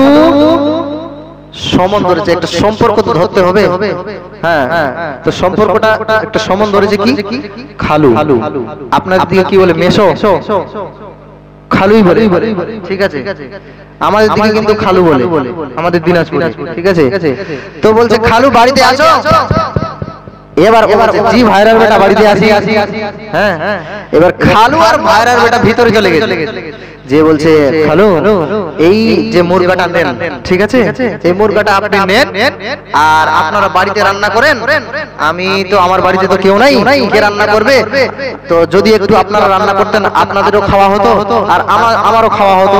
তাতে আমি এই ছারকাটলা পুরো গ্রামটা একটু ভিক্ষা করে নিই, একটু কালেকশন করে নিই, তাতে আপনারা এই মুরগাটা রান্না করেন। এবার ওই মাসুদ ভাই কিন্তু বলেনি কিন্তু যে বাড়িতে যে এটা ফকিরের মুরগা, ঠিক আছে। এবার ওর স্ত্রী কি করেছে, মুরগাটাকে খুব ফ্রাই করে একদম রান্না করেছে। রান্না করে ওইদিকে কিন্তু মনের আনন্দে ফকির কি ভিক্ষা করছে, যে আজকে খাবো ভাত আর কি মুরগার মাংস দিয়ে, ঠিক আছে। খুব আশা নিয়ে, তার খুশিতে যেন তাড়াতাড়ি বাড়িগুলো শেষ হয়ে গেল, মনে হচ্ছে তাড়াতাড়ি বাড়ি শেষ হয়ে, এবার জোহরের সময় হয়ে গেছে, জোহরের নামাজ পড়ে আবার মাসুদ ভাইয়ের বাড়িতে চলে গেছে। যাওয়ার পরে, খালু বাড়িতে আছো? যে ভাইরা বেটা ভিতরে আসো। হ্যাঁ, চলে এসেছে। এবার ভিতরে আসার পরে বসতে দিয়েছে একটা বারান্দায়, খুব সুন্দর একটা চট পেড়ে দিয়ে, একটা সব পেড়ে দিয়ে সেখানে বসতে দিয়েছে। হ্যাঁ, এবার ওকে ভাত দিয়েছে।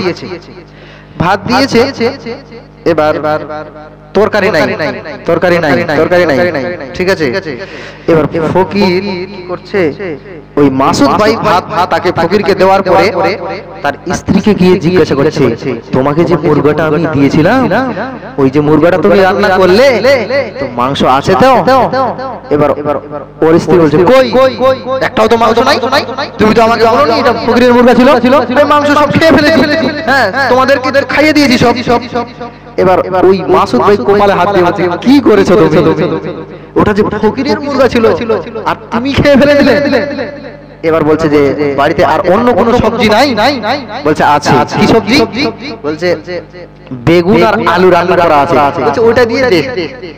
এবার ফকিরকে বেগুন আর আলু দিয়ে ভাত খেতে দিয়েছে। ফকির কিন্তু ভাত খায় না। আমি মাংস মুরগা খাবো, মুরগা আমি দিয়ে গেলাম তো মাংস কই, ভাত খায় না কিন্তু। ঠিক আছে, এবার যেই থালাটাতে খেতে দিয়েছে ওটাও কিন্তু কাঁসার থালা, আর পানি দিয়েছে কাঁসার গ্লাসে, তরকারি দিয়েছে কাঁসার বাটিতে, সব কিছু কাঁসার। ঠিক আছে, এবার ফকির কিন্তু ভাত খায় না। মাসুদ ভাই বলছে কি, ভাইয়ের বেটা ভাত খাও, কেন ভাত খাও না? এবার ফকির জিজ্ঞাসা করছে, খালু আমি যে মুরগাটা দিলাম তো মাংস কই? মাংস কই? এবার ওই মাসুদ ভাই তখন একটা ইয়ে তৈরি করলো। সে বলছে, ভাইয়ের বেটা সমন তো ধরেছিল খালু, রান্না করেছিলাম মুরগির মাংস, হয়ে গেছে আলু। বলছে ভাইয়ের বেটা রান্না করেছিলাম মুরগির মাংস কিন্তু হয়ে গেছে আলু। এবার ফকিরের মাথার চুল খাড়া হয়ে গেছে। রাগ উঠবে কি উঠবে না? অবশ্যই রাগ উঠবে। রাগ করে তাড়াতাড়ি করে ওইগুলা দিয়ে ভাত খেয়ে দিয়ে ওই বাসনটাকে ধুয়ে সে কি করেছে, তার ঝোলার মধ্যে ভরে নিয়েছে। কাঁসার থালা বাটি গ্লাস সবকিছুই ভরে নিয়েছে। ভরে নিয়ে সামনে একটা মাটির বিশাল বড় চাপ ছিল, সেই চাপটাকে সেই জায়গায় বসে দিয়েছে। হ্যাঁ, এবার ওই মাসুদ ভাই তখন কেমন থালা খোঁজাখুঁজি করছে, থালা কোথায় গেল, থালা কোথায় গেল? এবার ফকিরকে জিজ্ঞাসা করছে, ভাইয়ের বেটা থালা কই? বলছে খালু ফকিরটা আমি খুব খাঁটি, খেতে দিয়েছিল কাঁসার থালায়, হয়ে গেছে মাটি। যার যেমন প্রশ্ন তার তেমন উত্তর। আমিও ফকিরটা খুব খাঁটি, তোমরা তো খেতে দিয়েছিলে কাঁসার থালায় কিন্তু হয়ে গেছে মাটি। এবার ওই ফকির কি করলো, থালা বাসন ভরে নিয়ে সে পুরানপুরে গিয়ে 800 টাকা দিয়ে বিক্রি করে দিয়েছে। বলুন তো লোজে ফাঁকিতে কে পড়লো? ওই মাসুদ ভাই পড়লো তো। তাহলে আপনি আমি কি মনে করছি যে আল্লাহকে ফাঁকি দিচ্ছি? আল্লাহ ফাঁকিতে পড়ে না, আল্লাহ ফাঁকিতে পড়ে না। উদাহরণ শুনতে খুব মজা লাগে কিন্তু বিষয় খুব বোঝার আছে যে আল্লাহ ফাঁকিতে পড়ে না। আল্লাহর এক পয়সা লাভ নাই, লজও নাই। হ্যাঁ, আপনি ইবাদত করবেন, আপনি ভালো ভালো কাজ করবেন, তার বিনিময়ে আপনি জান্নাত পাবেন। কিয়ামতের মাঠে আপনি তার একদম হিসাব ফলাফল পেয়ে যাবেন, আপনার ঠিকানা জান্নাত হয়ে যাবে যদি আপনি পৃথিবীর বুকে আল্লাহর আইন মোতাবেক চলাফেরা করতে পারেন। তাহলে বলছিলাম দ্বিতীয় নাম্বার হাদিস পাঠ করলাম কি, যে আন আবি উমামা রাদিয়াল্লাহু তাআলা থেকে বর্ণিত সিয়াম ইবাদতটা, এই সিয়ামটা পালন করে সিয়াম রেখে আমরা কি পাবো? এক নাম্বার প্রথমে কি পেলাম, যে জান্নাত পেয়ে গেলাম। এবার দুই নাম্বার হাদিসে কি চলে আসছে, আন আবি উমামা রাদিয়াল্লাহু তাআলা আনহু قال قال رسول الله صلى الله عليه وسلم, আবু উমামা রাদিয়াল্লাহু তাআলা আনহু থেকে বর্ণিত, তিনি বলেন রাসূলুল্লাহ সাল্লাল্লাহু আলাইহি ওয়াসাল্লাম বলছেন, মান সামা ইয়াওমান ফি সাবিলিল্লাহ, কোন মানুষ যদি আল্লাহকে রাজি খুশি করার জন্য একদিন সিয়াম পালন করে, জাআলাল্লাহু বাইনাহু ওয়া বাইনান নার, তাহলে জাহান্নামের মধ্যে এবং ওই ব্যক্তির মধ্যখানে, তার মাঝখানে একটি পরীক্ষা করা হবে, অর্থাৎ একটি গর্ত তৈরি করা হবে। কি তৈরি করা হবে? যে আল্লাহ পাক রব্বুল আলামিনকে রাজি খুশি করার জন্য একদিন সিয়াম পালন করলো, ওই ব্যক্তির মাঝে এবং জাহান্নামের মাঝখানে একটা গর্ত খনন করা হবে। গর্তটার দূরত্ব কতটুকু হবে? মনে করেন এই একটা পার আর এই একটা পার, এপার থেকে ওপার যেতে এর দূরত্বটা কতটুকু হবে? খুব মনোযোগ সহকারে শুনেন। দূরত্বটা কতটুকু হবে?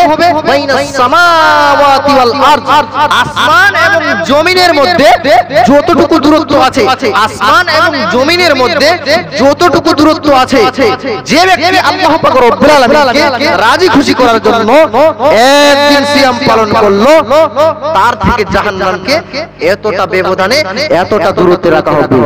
সুবহানাল্লাহ। তাহলে সিয়াম পালন করার বিনিময়ে কি পেলাম? সরাসরি জান্নাত, নেকি কিন্তু পেলাম না, জান্নাত। এবার আরেকটা হাদিস বলি। আন আবি হুরায়রা রাদিয়াল্লাহু তাআলা আনহু তিনি বর্ণনা করছেন, আসিয়ামু জুন্নাতুন হিসনুন হাসিন। এই সিয়াম হচ্ছে জাহান্নাম থেকে বাঁচার একটা ঢাল। এই সিয়াম হচ্ছে জাহান্নাম থেকে বাঁচার একটা ঢাল।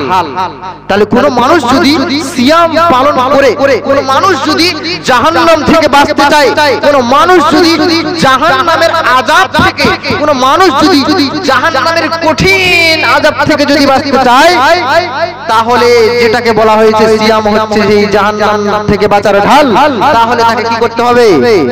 সিয়াম পালন করতে হবে। করব ইনশাআল্লাহ সবাই সিয়াম পালন করব ইনশাআল্লাহ।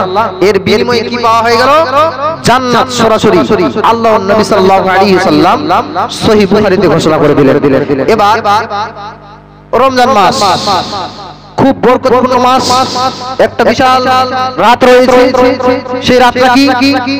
ইন্না আনজালনাহু ফি লাইলাতুল কদর ওয়া মা আদরাকা মা লাইলাতুল কদর লাইলাতুল কদরি খায়রুম মিন আলফি শাহর তানাজ্জালুল মালাইকাতু ওয়ার রূহু ফিহা বিইذনি রাব্বিহিম মিন কুল্লি আমর সালামুন হিয়া হাত্তা মাতলাইল ফাজর।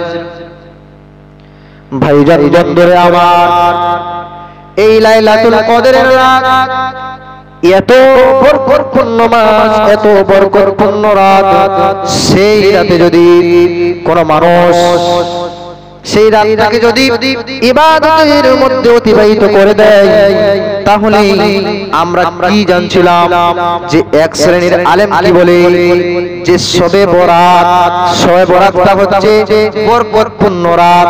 আচ্ছা, কোনটা বরকতপূর্ণ রাত এখানে আমি প্রমাণ করে দিচ্ছি।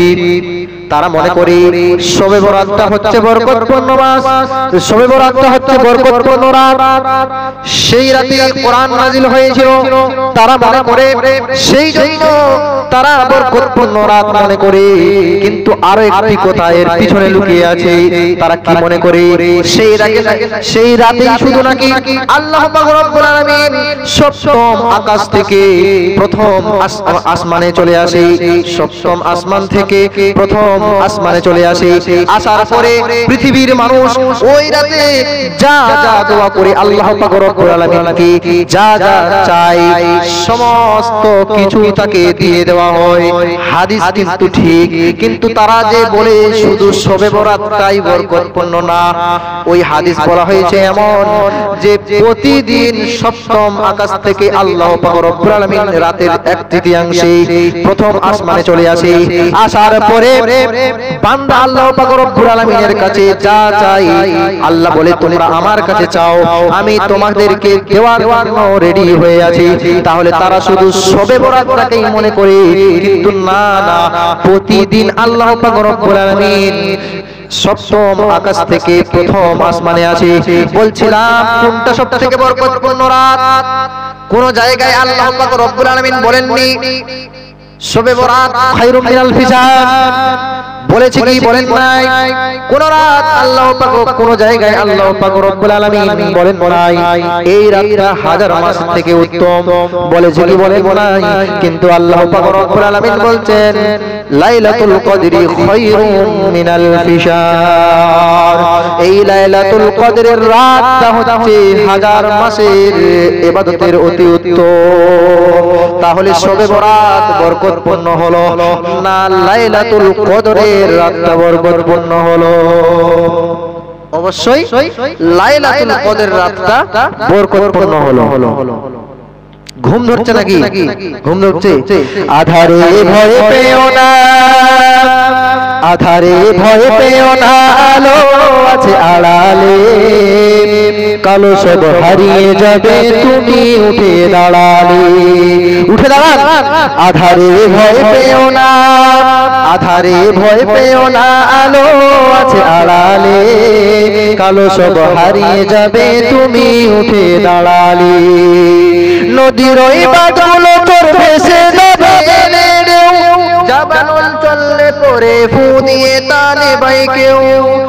নদীর ওই বাঁধগুলো তোর ভেসে যাবে, দাবানল চললে পরে মুখ দিয়ে টানে বাইকেও দিনের পথে চলো যদি চলবো তো ইনশাআল্লাহ দিনের পথে চলো যদি দিনের পথে চলো যদি শান্তি পাবে অকালে কালো সব হারিয়ে যাবে তুমি উঠে দাঁড়ালে আধারে ভয় পেও না আধারে ভয় পেও না আলো আছে আড়ালে কালো সব হারিয়ে যাবে তুমি উঠে দাঁড়ালে কালো সব হারিয়ে যাবে তুমি উঠে দাঁড়ালে মরিচিকা হয়ে যেন তোমার প্রতি নিশানা কোরআনের আয়াত দেখে চললে পাবে ঠিকানা মরিচিকা হয়ে যেন তোমার প্রতি নিশানা কোরআনের আয়াত দেখে চললে পাবে ঠিকানা মঞ্জিল পাবে তুমি পাহাড় মারা বাড়ালে কালো সব হারিয়ে যাবে তুমি উঠে দাঁড়ালে কালো সব হারিয়ে যাবে তুমি উঠে দাঁড়ালে কিন্তু এখানে সব হারিয়ে গেল এখানে সব হারিয়ে গেল যাই হোক এবার সিয়াম পালন করা হয়ে গেল সিয়াম সম্পর্কে জানা হয়ে গেল এবার যে ব্যক্তি সিয়াম পালন করবে না তার পরিণতি কি হবে সেটাও বলবো ইনশাআল্লাহ তার পরিণতি কি হবে ভাইজান বন্ধুরে আমার যেই ব্যক্তি সিয়াম পালন করলো না এই গুরুত্বপূর্ণ রমজান মাস পাওয়ার পরে তার কদর করলো না সেটাকে মূল্যায়ন করলো না তার জীবনের সমস্ত গুণাগুলিকে মোচন করে নিতে পারলো না ওর মতো হতভাগা আর কেউ নাই ওর মতো হতভাগা আর কেউ হতে পারে না কারণ এই মাসে আল্লাহ পাক রব্বুল আলামিন বান্দাদেরকে ঢেলে দিয়ে দিয়েছেন শুধু আমাদেরকে ঠিকভাবে নিতে হবে কিন্তু মানুষ আজকে আমরা নিতেই জানি না বিশ্বনবী জনাব মুহাম্মদুর রাসূলুল্লাহ সাল্লাল্লাহু আলাইহি ওয়াসাল্লাম ঘুমিয়ে আছেন এমন সময় দুইজন ফেরেশতা আল্লাহর নবী সাল্লাল্লাহু আলাইহি ওয়াসাল্লামের কাছে চলে আসলেন আসার পরে ওই ফেরেশতা দুইজন আল্লাহর নবীর কাঁধে হাত দিলেন হাত দেওয়ার পরে আল্লাহর নবীকে বলছেন ওগো প্রিয় হাবিব ওগো আল্লাহর হাবিব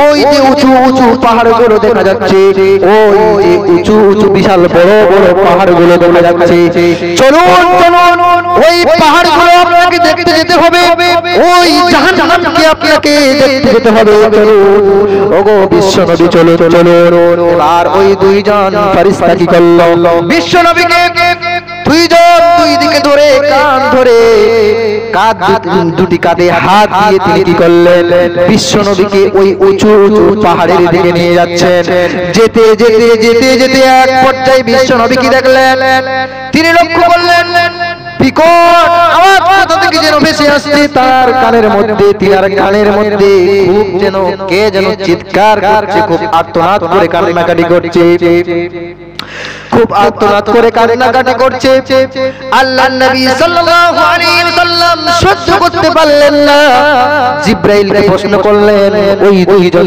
ফেরেশতাদের মধ্যে ছিল জিবরাইল আলাইহিস সালাতু ওয়াস সালাম জিবরাইলকে বিশ্বনবী প্রশ্ন করলেন ও জিবরাইল এই সমস্ত বিকট আওয়াজ এই সমস্ত এত আর্তনাদ কোথা থেকে ভেসে আসছে এগুলো কাদের আওয়াজ জিবরাইল আলাইহিস সালাতু ওয়াস সালাম বললেন ওগো আল্লাহর হাবিব সামনের দিকে চলুন ওগো আল্লাহর হাবিব সম্মুখে চলুন আল্লাহর নবী সাল্লাল্লাহু আলাইহি ওয়াসাল্লাম সামনের দিকে চলতে লাগলেন সামনের দিকে যেতে যেতে যেতে যেতে এক পর্যায়ে তিনি দেখলেন তিনি দেখতে পেলেন কিছু সংখ্যক মানুষকে তার পাগুলোকে আসমানের দিকে বেঁধে রাখা হয়েছে এবং মাথাটাকে জমিনের দিকে করে দেওয়া হয়েছে এবং চোখ দিয়ে কান দিয়ে গালগুলো চিরে চিরে রক্তগুলো যেন পানির মতো চুয়ে চুয়ে পড়ছে আল্লাহর নবী লক্ষ্য করছেন পাগুলোকে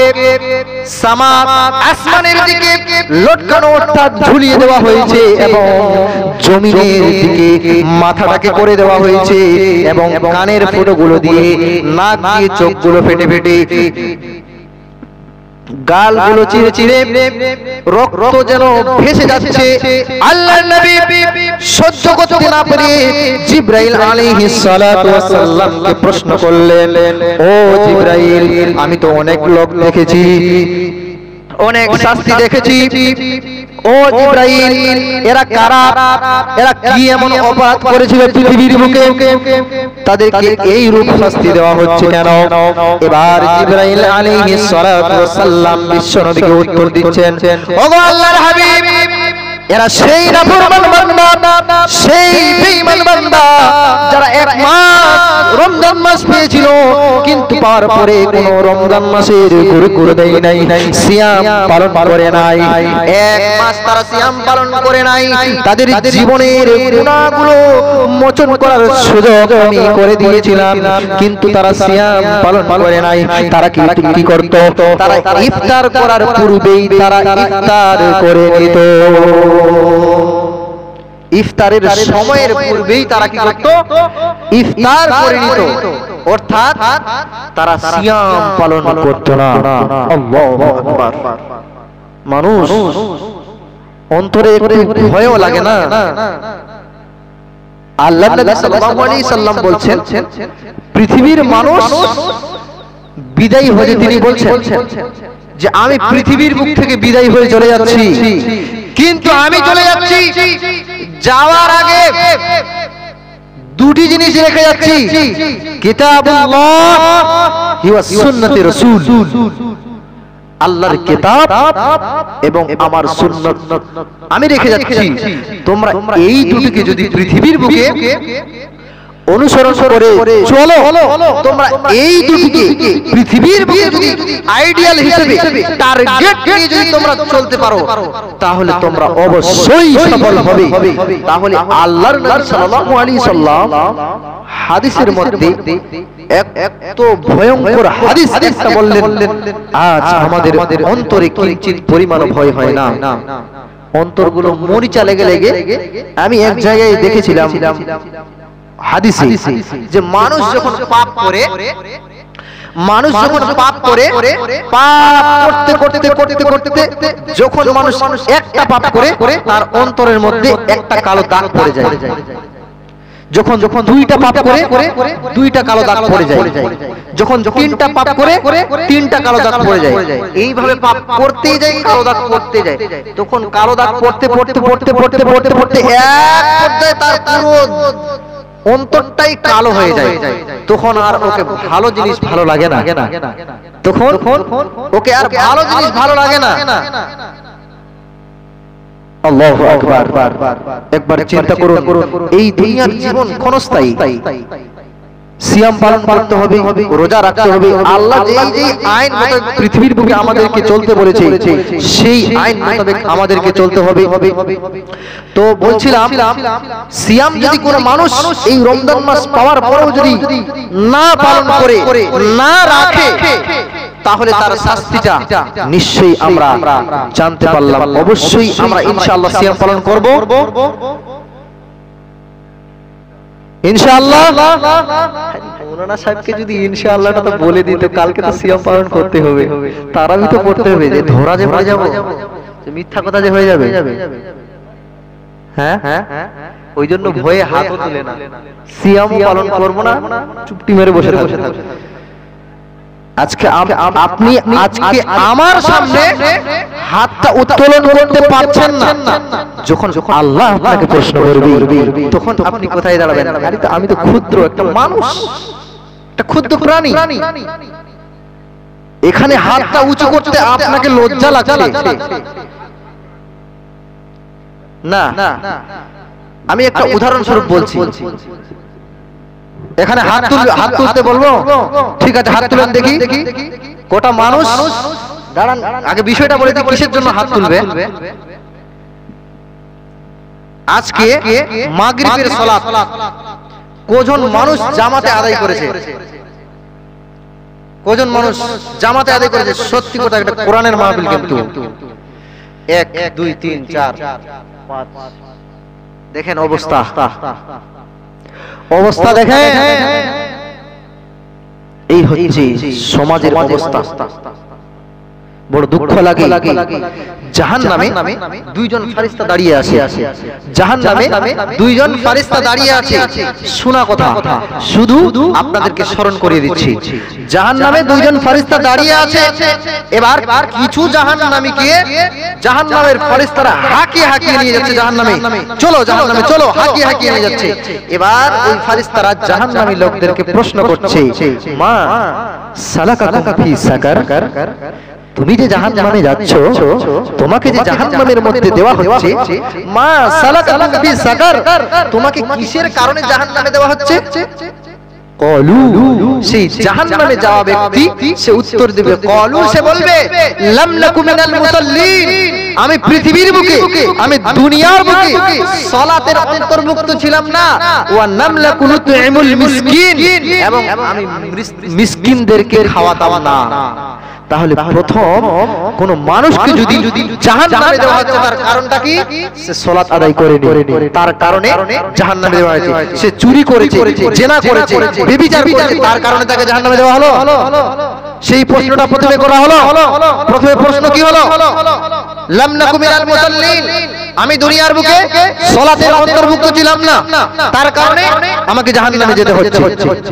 ভাইজান, এই অবস্থা, সালাত আদায় আপনাকে করতেই হবে, বাধ্যতামূলক। আর একজন অন্ধ লোক আল্লাহর নবী সাল্লাল্লাহু আলাইহি ওয়াসাল্লামকে এসে বলছে, ইয়া রাসূলুল্লাহ, আমি তো অন্ধ, তো আমি একটু নামাজ থেকে বাড়িতে পড়তে চাই, আমি কি সেটা করতে পারবো? নামাজের গুরুত্ব কতটুকু সেটা বোঝানোর জন্য বলছি। এটা কিন্তু বুখারীর হাদিস। আল্লাহর নবী সাল্লাল্লাহু আলাইহি ওয়াসাল্লামকে এসে প্রশ্ন করছেন, ইয়া রাসূলুল্লাহ, আমি অন্ধ ব্যক্তি, চোখে দেখতে পাই না, আমি কি এই নামাজটাকে বাড়িতে আদায় করতে পারবো? এবার আল্লাহর নবী সাল্লাল্লাহু আলাইহি ওয়াসাল্লাম বলছেন, শোনো, তোমার আজানের আওয়াজ তোমার কান পর্যন্ত কি পৌঁছায়? জি, পৌঁছায়। তাহলে তুমি এক কাজ করবে, কি? তুমি একটাই কাজ করবে, সেটা কি? তোমার বাড়ি থেকে নিয়ে মসজিদ পর্যন্ত একটা রশি বাঁধবে, বাড়ি থেকে নিয়ে মসজিদ পর্যন্ত একটা রশি টাঙাবে, আর তুমি সেই রশিটাকে ধরে তুমি মসজিদে এসে সালাত আদায় করবে। একটা অন্ধ লোকের জন্য ছাড় নাই, সে বাড়িতে সালাত, আপনি আমি তো সালাত আদায় করি না, হ্যাঁ, সে অন্ধ লোক সালাত আদায় করছে, নামাজ আদায় করছে, সে শুধু বাড়িতে আদায় করার আপিল করেছে আল্লাহর নবী সাল্লাল্লাহু আলাইহি সাল্লামের কাছে, তার জন্য সে ছাড় পায়নি। আর আপনি আমি কি করে ছাড় পাবো? জি, কোন রাস্তা আছে ছাড় পাওয়ার?